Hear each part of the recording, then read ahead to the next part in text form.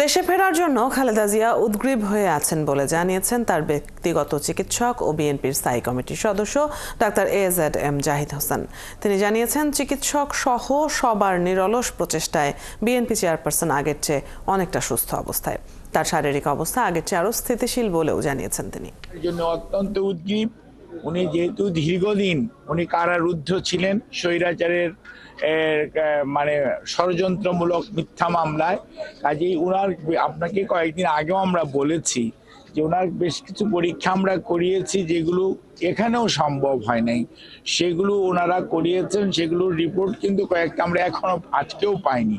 কাজেই সেগুলো সব পাওয়ার পরবর্তীতেই সিদ্ধান্ত হবে যে উনি কত দ্রুততার সঙ্গে বাংলাদেশে ফেরত যাবেন। তো আমরা খুবই আশাবাদী, হয়তো একসাথে যাবে কিনা সেটা আপনাকে এই মুহূর্তে স্পষ্ট করে বলা সম্ভব নয়, কারণ এখানে বিভিন্ন প্রতিবন্ধকতা এবং ওনার শারীরিক কিছু প্রতিকূলতারও রয়েছে। আপনারা জানেন উনি সুস্থতার জন্য চিকিৎসার জন্য এখানে এসেছিলেন। সবকিছু মিলিয়েই পরিস্থিতি বলে দিবে কখন উনি ইনশাআল্লাহ ফেরত যাবেন, এবং আমরা খুবই আশাবাদী অতি দ্রুত জনাব তারেক রহমান আমাদের ভারপ্রাপ্ত চেয়ারম্যান বাংলাদেশ জাতীয়তাবাদী দল ইনশাআল্লাহ বাংলাদেশে ফেরত যাবেন।